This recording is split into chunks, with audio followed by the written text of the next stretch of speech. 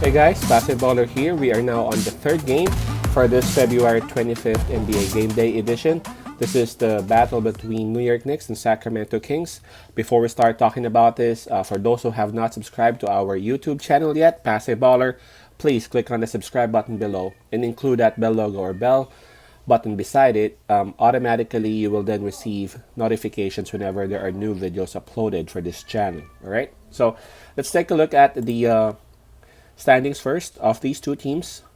For New York Knicks, they are part of the Eastern Conference. Obviously, they are number 10 at this moment with 15 wins and 17 losses. The last game that they had was a loss, and that was against Golden State Warriors. Now, for Sacramento Kings, part of the Western Conference, they are at number 13 with 12 wins and 19 losses. Apparently, for Sacramento Kings, they are having such a bad time right now, as the last 8 games that they had were all losses. So they're in they are in an 8-game losing streak, and for the past 10 games, they've only won 2. Okay. Right, let's take a look at the details of this game. This one would be played at New York, Madison Square Garden. They are now accepting a live, real and live fans there, not just like the recorded ones. So New York Knicks would be enjoying and would be having the advantage in terms of the home court advantage for real. 7:30 p.m. Eastern Time. That's 8:30 a.m. Manila. Spread is -2 for New York. +2 is given to Sacramento.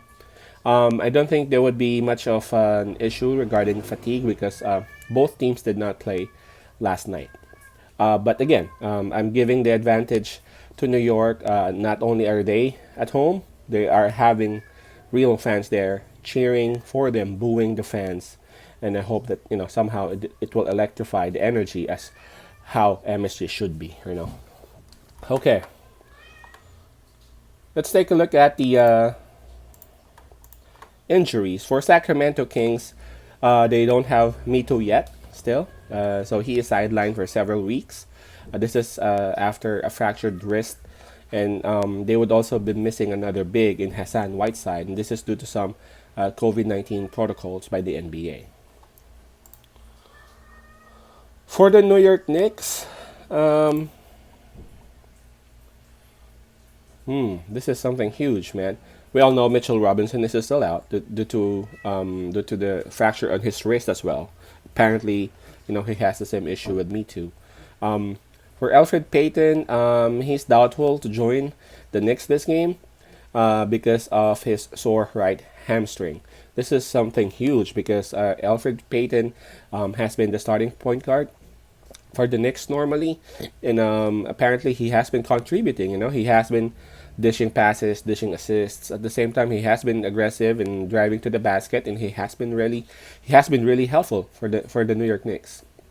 While Nerlens Noel, even though he is tagged as day to day, he is expected to join and suit up for the Knicks for this game. Okay, so what do we have here? Looking at the matchups, I'm looking at the backcourt. Of course, it's gonna be De'Aaron Fox and Buddy Hield for Sacramento Kings, and if ever Payton wouldn't be suiting up for the Knicks, I'm thinking it'll be Rose or it'll be Rose or Quickly, maybe even Rivers. Man, I don't know what's in Thibodeau's mind right now, but it'll be Barrett.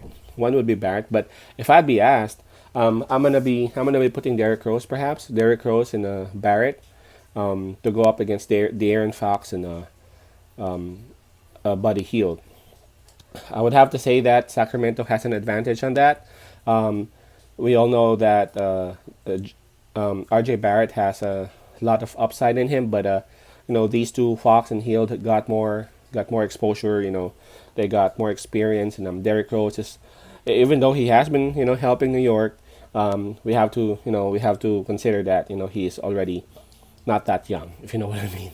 So in terms of the backcourt, I have to say Sacramento has the advantage on that. But looking at the front court, they got Barnes and Bagley, or Barnes and Holmes, while the New York Knicks would have call this Noel, and of course the All Star for New York, uh, Julius Randle.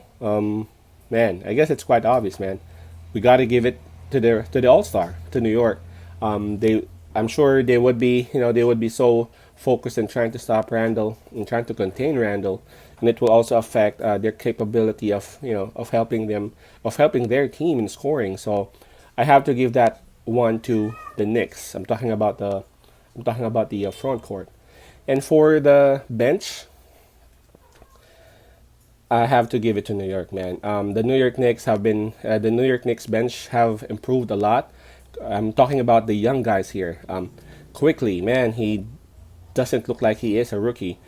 For top in, he has improved a lot ever since D Rose has arrived. And Taj Gibson, man, that old dude, has been helping the bench a whole lot. And there are a lot of my cat, man. Then there are a lot of other bench players from New York who is actually just waiting right there, waiting for their names to be called, like Burks, man. You, okay. My cat is hungry, so let's finish this video first. But like Burks is just waiting for his number to be called, and man, he can actually give you like instantly 12 points, 15 points in a game. So I know I would be bashed on this again as being a biased New York fan, but I'm siding with New York Knicks on this one. I can't put my money on someone who has lost 8 games in a row, and the New York Knicks has won 6 times out of their last 10 games. So I'm putting money on New York Knicks. New York Knicks -2. All right. So just hang around there. We'll be uploading the other videos for the rest of the game. Peace out. As I love, and God bless.